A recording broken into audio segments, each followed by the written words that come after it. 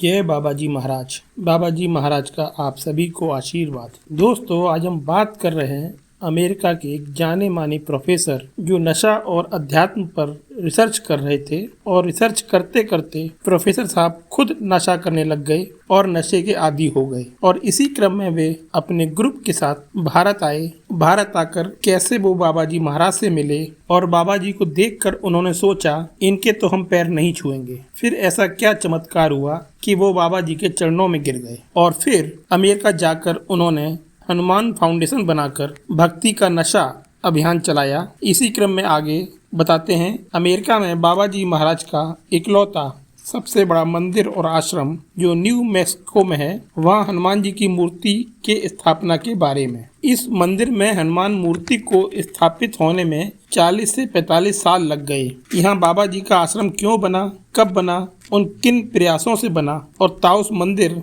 व आश्रम के बारे में पूरे विस्तार से दिखाएंगे। साथ ही ताउस के पुजारी जो IIM अहमदाबाद से MBA कर अमेरिका में PhD करने गए थे और ताउस आश्रम के पुजारी बन गए, उनसे भी आपकी मुलाकात कराएंगे। वीडियो बहुत खूबसूरत है क्योंकि ताउस न्यू मैक्सिको बहुत खूबसूरत है। वीडियो को एंड तक देखिए, आपको बहुत सारी रोमांचकारी बातें पता चलेंगी। तो चलिए शुरू करते हैं।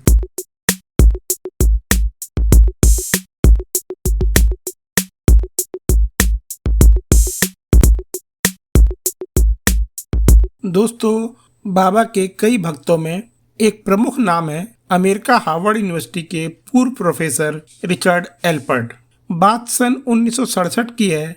Doctor Richard Alpert America Harvard University के पूर्व साइकोलॉजिस्ट प्रोफेसर थे और वो डॉक्टर तिमोथी लेरी के साथ साइकेडेलिक अनुसंधान, नशा एवं अध्यात्म पर रिसर्च कर रहे थे कि कैसे LSD नामक केमिकल की एक टैबलेट लेने पर बॉडी में 6 से 8 घंटे तक एक अजीब सुरूर रहता है और उस समय बॉडी के अंदर देवत्व को विकसित किया जा सकता है। दोस्तों, डॉक्टर रिचर्ड एल्पर्ट नशा एवं अध्यात्म पर रिसर्च कर रहे थे और इस कारण वह इस LSD को भी टेस्ट किया करते थे कि कैसा अनुभव होता है।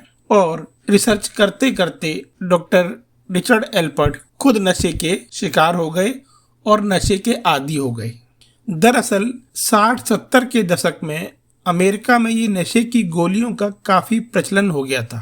पूरा युवा वर्ग इस नशे की चपेट में आता जा रहा था और यहीं से अमेरिका में हिप्पिज्म की शुरुआत हुई थी। आपने सुना होगा, पहले अंग्रेजों को हिप्पी कहा जाता था। हमें याद है कि वृंदावन में जो इस्कॉन टेम्पल बना है, अंग्रेजों का मंदिर जिसे बना है, उसको जब भी वो मंदिर बन गया था, उस समय सब लोग उसको हिप्पी टेम्पल ही कहा करते थे। तो इस दशक के ग्रेजुएट्स नशा करने लगे थे और फिर नशे के शुरू में डांस, गाना, मस्ती करना, इसी में लीन रहने लगे थे और एक बड़ा वर्ग इसमें शामिल हो गया था और नतीजन अमेरिका में यह हिप्पिज्म काफी आक्रामक हो गया था। और जब ये नशे के आदी हो गए तो नशा छोड़ने के लिए अध्यात्म की ओर जाने लगे। यही वो वक्त था जब आचार्य रजनीश, ओशो जी के भारत में जगह जगह आश्रम बन रहे थे।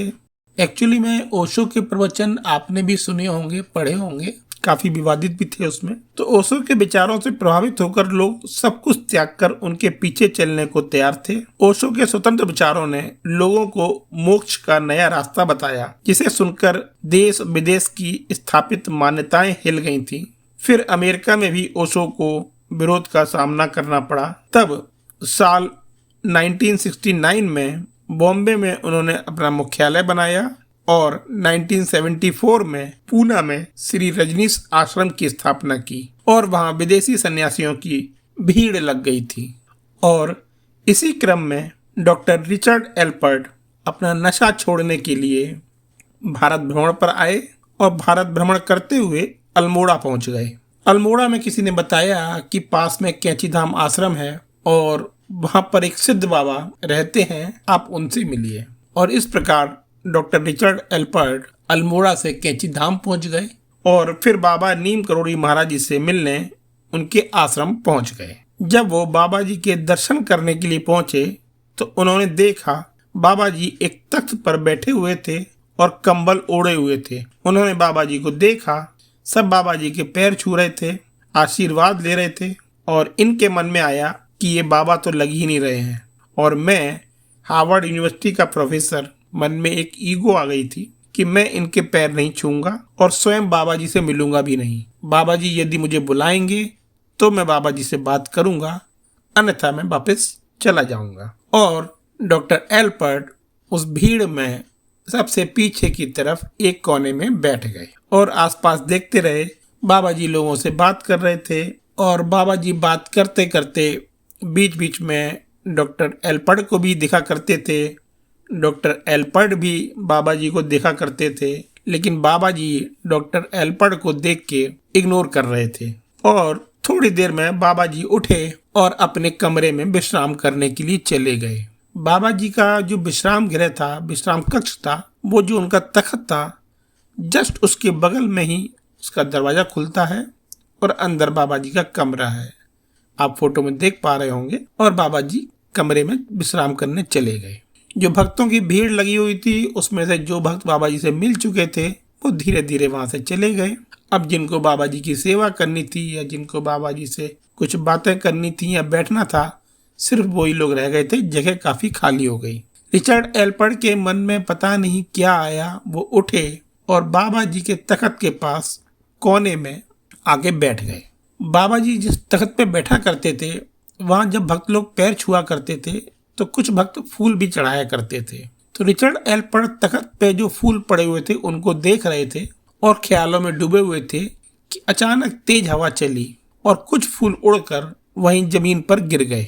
रिचर्ड एल्पर्ट के मन में आया कि इन फूलों को उठा के ऊपर रख दिया जाए। और रिचर्ड एल्पर्ट ने फूल उठाने के लिए जैसे ही जमीन पर हाथ रखा, उधर से बाबा जी दरवाजा खोल के आ गए और रिचर्ड एल्पर्ट के हाथ फूल की जगह बाबा जी के चरणों में लग गए। और अनायास ही रिचर्ड एल्पर्ट ने वो हाथों को अपने माथे पे लगा लिया और रोने लगे। बाबा जी ने उनका सिर थपथपाया, बोले क्यों परेशान हो रहे हो, और तख्त पर आकर बैठ गए। रिचर्ड एल्पर्ट की आंखों में आंसू थे।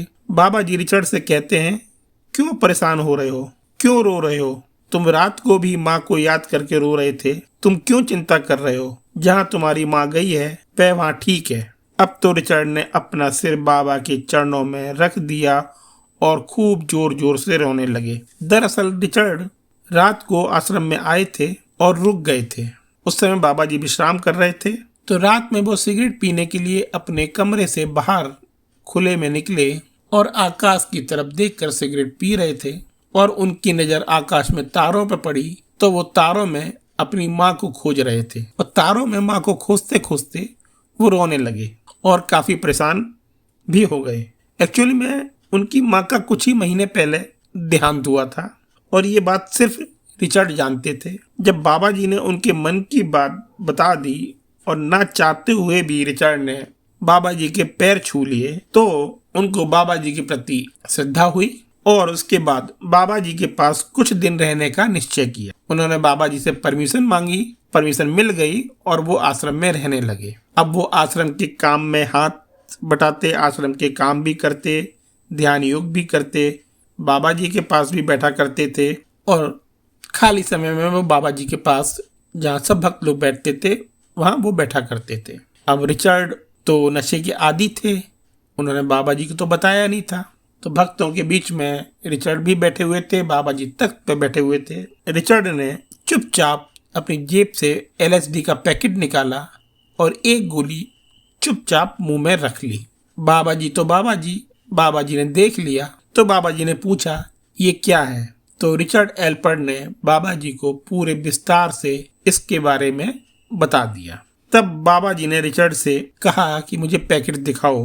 रिचर्ड ने पैकेट खोला और उसकी टैबलेट हाथ में रख के बाबा जी को दिखाई कि ये है। बाबा जी ने मुट्ठी भरी और वो टैबलेट लेके अपने मुंह में रख के खा गए। अब तो रिचर्ड डर गए कि अब क्या होगा। ये तो हाई टॉक्सिन टैबलेट है जिसकी एक गोली आदमी के लिए सफिशिएंट होती है और जो आदी होते हैं नशे के वो कभी कभी 2 गोली ले लेते हैं। और बाबा जी तो कोई नशा करते नहीं हैं, बाबा जी बुजुर्ग हैं और बाबा जी ने तो मुट्ठी भर टैबलेट खा ली। अब बाबा जी का जीवित रहना मुश्किल है और अब वो बाबा जी को बराबर देख रहे हैं अब कुछ होगा, अब कुछ होगा। 2 घंटे हो गए, 4 घंटे हो गए और वो परेशान हो रहे हैं कि बाबा जी को अब कुछ होगा, अब कुछ होगा। और इसके बाद बाबा जी अपने कमरे में विश्राम करने चले गए। लेकिन रिचर्ड एल्पर्ट के मन में तो डर समा रहा था कि बाबा जी तो जिंदा रहना मुश्किल है। अब वो थोड़ी थोड़ी देर में जाते, बाबा जी का दरवाजा धीरे से खोलते, झांकते और वापस आ जाते कि बाबा जी ठीक है। और ये क्रम चलता रहा। एक बार रिचर्ड एल्पर्ट बाबा जी के कमरे में फिर गए, धीरे से दरवाजा खोला तो बाबा जी ने उनको अंदर बुलाया। दरअसल बाबा जी इन गोलियों को खाकर रिचर्ड के मन में चल रहे सवालों का यह जवाब देना चाहते थे कि नशे में कुछ नहीं रखा है। अगर नशा करना ही है तो अध्यात्म और समाज सेवा का नशा करो, क्योंकि इससे बड़ा कोई नशा नहीं है। बाबा जी महाराज के इस संदेश से जैसे रिचर्ड की जीवन शैली ही बदल गई और रिचर्ड ने बाबा जी को अपना गुरु मान लिया। और इसके बाद बाबा जी ने खुद ही रिचर्ड एल्पर्ट को रामदास का नाम दिया, जिसका मतलब था राम का दास या राम का सेवक। और डॉक्टर रिचर्ड एल्पर्ट ने भी अब अपने को स्वयं को रामदास मान लिया था और अब वो हर जगह रामदास के नाम से ही जाने जाने लगे। इसके बाद रामदास ने अमेरिका जाकर हनुमान फाउंडेशन और सेवा फाउंडेशन नाम की संस्थाओं के जरिए समाज सेवा का काम शुरू किया और आध्यात्मिक शिक्षा के लिए अपना जीवन समर्पित कर दिया। इसके बाद भी रामदास भारत आते रहे, बाबा जी से मिलते रहे। जब 11 सितंबर 1973 को बाबा जी ने अपना शरीर त्याग दिया तो ये विदेशी भक्त काफ़ी मायूस हो गए थे कि अब वो क्या करें, कैसे भक्ति करें। और इनमें रामदास भी थे। तो सभी भक्त इकट्ठे होकर बैठे और सब भक्त चाह रहे थे कि भारत की तरह अमेरिका में भी एक स्थान होना चाहिए जहां भक्त मिल सकें, कीर्तन सत्संग हो सके और भंडारा भी कर सकें। क्योंकि बाबा जी सबसे कहा करते थे, गरीबों को खाना खिलाओ, सबको खाना खिलाओ। बात सन 1976 की है। 30-40 विदेशी भक्तों का समूह न्यूयॉर्क के यॉर्क टाउन हाइट में बाबा महाराज के महासमाधि दिवस की भंडारे के लिए इकट्ठे हुए और हनुमान जी के मंदिर की चर्चा हुई। तब रामदास ने प्रस्ताव दिया कि अमेरिका के एक मंदिर में स्थापना के लिए भारत में हनुमान का प्रतिनिधित्व करने वाली एक मूर्ति लगाई जाए और वह मूर्ति भारत से मंगाई जाए। सारे भक्त खुश हो गए और सब ने अपनी अपनी सहमति दे दी। अब मूर्ति कैसी मंगाई जाए, कौन सी मूर्ति मंगाई जाए, तो भक्तों ने भारत का कैलेंडर निकालकर उसमें हनुमान जी की फोटो देखने लगे कि कौन सी फोटो अच्छी लग रही है। एक फोटो सभी भक्तों को बहुत अच्छी लग रही थी। उसमें हनुमान जी उड़ते हुए समुद्र पार कर रहे थे। मुख में उनके अंगूठी थी जिस पे राम राम लिखा हुआ था। ये फोटो सबको अच्छी लगी। अंग्रेज भक्त थे तो सब ने कहा फ्लाइंग हनुमान, इस फोटो को ही मूर्ति में बनना चाहिए। और इसके बाद वह कैलेंडर जिसमें हनुमान जी उड़कर लंका जा रहे थे, भारत में एक भक्त को भेजा गया। फिर वहां से जयपुर में सफेद संगमरमर से निर्मित मूर्ति बनाने के लिए पहुंचा और मूर्ति बनाने का ऑर्डर दे दिया। हनुमान जी की सफेद संगमरमर की मूर्ति जयपुर में जिस परिवार को बनाने के लिए दिया गया था, उसी परिवार ने वृंदावन स्थित बाबा जी के महासमाधि मंदिर में जो हनुमान जी की बड़ी मूर्ति लगी हुई है, उसी परिवार ने वह मूर्ति बनाई थी और उसी परिवार को यह ऑर्डर दे दिया गया। 2 साल में मूर्ति बनकर तैयार हुई। मूर्ति की फिनिशिंग देखने के लिए बाबा जी के भक्त जयपुर जाया करते थे, देखा करते थे कि मूर्ति में कोई कमी तो नहीं हो रही है। और सिद्धि माँ भी काफी उत्सुक थी इस मूर्ति को बनवाकर अमेरिका भेजने के लिए। और जब मूर्ति बन गई, जब उसके फिनिशिंग का समय आया, तो सिद्धि माँ स्वयं जयपुर गईं।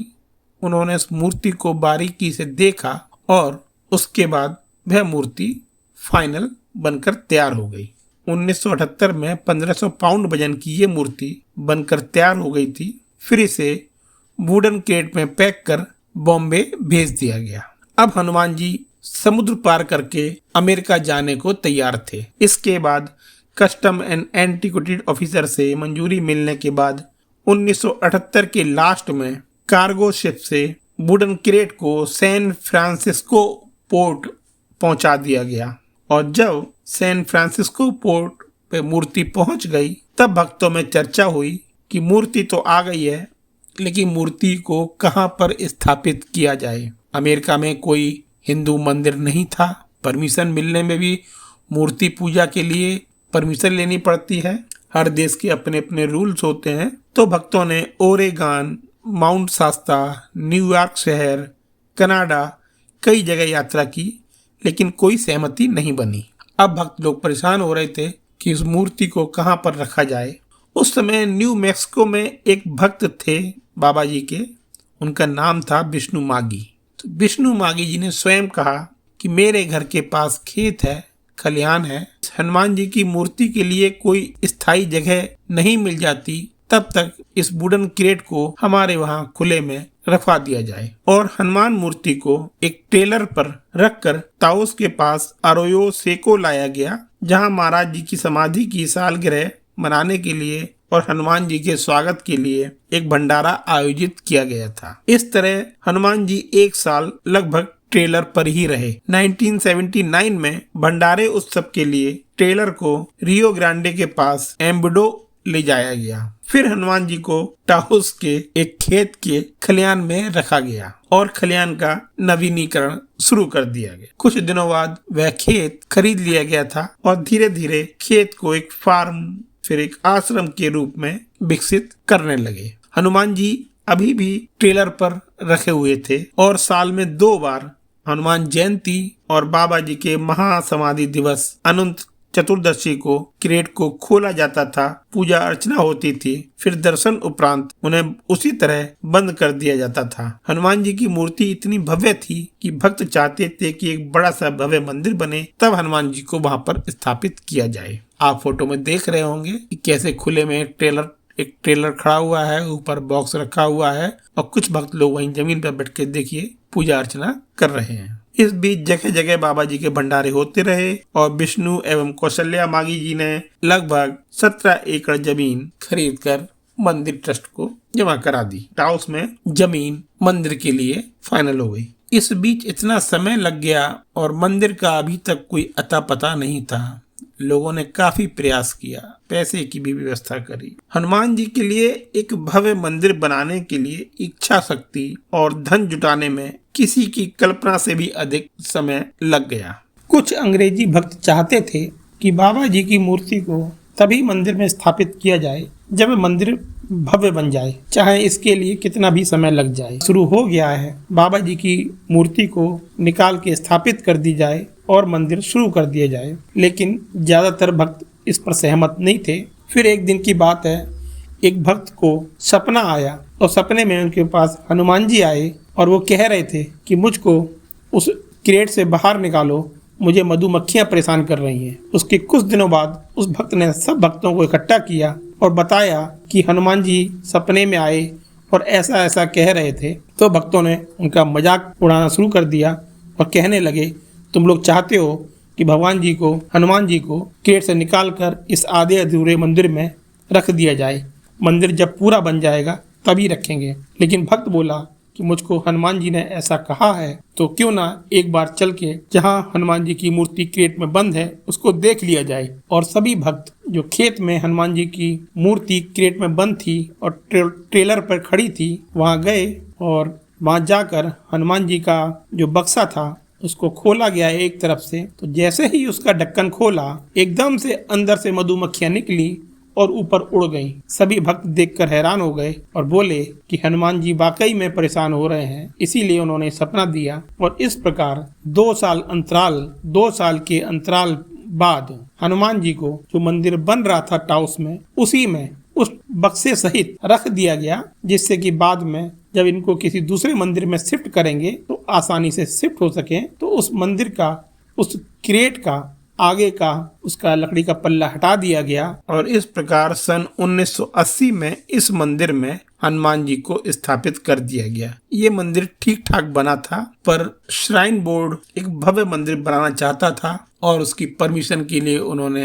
अप्लाई किया हुआ था। सभी की सहमति हो गई थी कि कि एक भव्य मंदिर बनना चाहिए और इस पर मंथन होता रहता था। तत्पश्चात सन 1999 में नीम करोड़ी बाबा मंदिर श्राइन बोर्ड में मीटिंग हुई और एक नए मंदिर बनने का प्रस्ताव पास हुआ और इसी मंदिर के एरिया को एक्सपेंड करते हुए एक नए मंदिर का निर्माण शुरू हुआ और 40 साल बाद सन 2019 में नए मंदिर का निर्माण पूर्ण हुआ। ताओस के मंदिर में जो पुजारी हैं वह सन 1995 से इस मंदिर की सेवा कर रहे हैं और आपका नाम है श्री पुण्य उपाध्याय। पुण्य उपाध्याय जी ने भारत के IIM अहमदाबाद से MBA किया और 1992 में अमेरिका आ गए PhD करने के लिए और 1995 में PhD पूरी करके इसी मंदिर में सेवा करने लगे और आज तक इसी मंदिर में अनवरत सेवा करते आ रहे हैं। अमेरिका के ही एक भक्त की क्लिप है, आपको दिखाते हैं, देखिए। जो हनुमान मंदिर में यहाँ पर है, तो ये हमें बताएंगे इस मंदिर के बारे में कि कब बना और कैसे इन्होंने यहाँ स्थापना की। हाँ जी, नमस्ते। तो लेकिन गुरुदेव ने हमें बिठाया यहाँ पे। सो 92 में मैं अमेरिका आया था PhD करने और कुछ होते नेटिव अमेरिकन लोगों के साथ सनडांस जो उनका महायज्ञ है वहाँ पे पहुँचा तो लोगों ने बंदर देखे। अच्छा। और एकदम डर गए लोग। तो लेकिन हमारी दोस्त थी, उन्होंने कहा कि अरे उनको तो बंदर वगैरह की कोई आदत नहीं है। तो मैं वहाँ पे हनुमान जी की कहानियाँ सुना रहा था लोगों को। हनुमान जी हमारे इष्ट हैं बचपन से। तो और तब जब यहाँ पे वापस आया टाउस से निकला था यहाँ पे, टाउस वापस आया, मुझे मालूम नहीं था कुछ यहाँ पे है। और तब मुझे कोई रहने की जगह नहीं मिल रही थी जी। तो मैं तो देखा यार तुम लोग कर क्या रहे हो, कुछ करो और अगले दिन जो मैंने मांगा था एकदम वो निकला जी। मैं जाके उस रूम को लिया क्योंकि स्टूडेंट था, पैसे नहीं थे तो यहाँ पे सब कुछ महंगा है जी। तो गया और दोस्त से बोला और दोस्त पहले अरे तुम तो हनुमान मंदिर के बगल रह रहे हो। मैंने कहा क्या? तो मैं गया ऑब्वियसली और एक छोटा सा घर था। अंदर आया तो देखा कि अच्छा हाँ ये तो थोड़ा मंदिर जैसा है और गुरुदेव के लिए तख्त था। और उस समय तो मैं गुरुदेव को मैं नहीं जानता था गुरुदेव को, गुरुदेव जानते थे, अब क्या कहे कोई। और गया और तब मैंने कहा, लेकिन हनुमान जी को देखा और एकदम मोहित हो गया। कोई क्या करे, आपने तो देखा ही है हमारे हनुमान जी को, वो एकदम इतने सुंदर हैं। तो उसी आकर्षण से बैठा और यहीं पर तब से शुरू किया और 95 में आई मूव्ड हियर। तो कोर्स वर्क जब खत्म हो गया PhD का, मैं यहाँ पे टाउस आ गया और तब से टाउस में ही हूँ। सो 95 से यहीं पे टाउस में रह रहा हूँ। 1980 में ये मंदिर शुरू हुआ, हम लोगों ने ये ज़मीन वगैरह खरीदी और इस कमरे में, छोटे से कमरे में हनुमान जी रहते थे। तो हनुमान जी यहीं पर करीब 1980 से 2019 तक यहीं पर रहे। 2019 में नया मंदिर बनवाया है। काफ़ी मेहनत लगी बहुत लोगों से कि ऐसा बनवाएं और तब हनुमान जी वहाँ पे विराजमान हुए। वहाँ पे गुरुदेव भी हैं, हमारी माँ हैं, वहाँ पे भी लक्ष्मी माँ हैं और कैंची आश्रम जो उनका बाबा का पहला आश्रम है वहाँ से दुर्गा माँ है और शिव भगवान और गणेश भगवान हैं। तो इन सब के साथ हमें आशीर्वाद देते हैं। और यहाँ पे धर्मशाला है, फार्म्स, करीब 10 एकड़ ज़मीन है। तो हम लोग काफ़ी गुरुदेव ने कहा था कि सेवा करो और खाना खिलाओ, तो इसलिए उनके आशीर्वाद से हम लोग हर साल सेवरल टन्स ऑफ फूड उगाते हैं और बांटते हैं लोगों को। और अभी तो कोविड वजह से बंद है, लेकिन नॉर्मली हम काफ़ी बहुत हफ्ते में 2000-3000 मील्स बांटते हैं। तो धन्यवाद, बहुत अच्छा लगा यहाँ आकर के।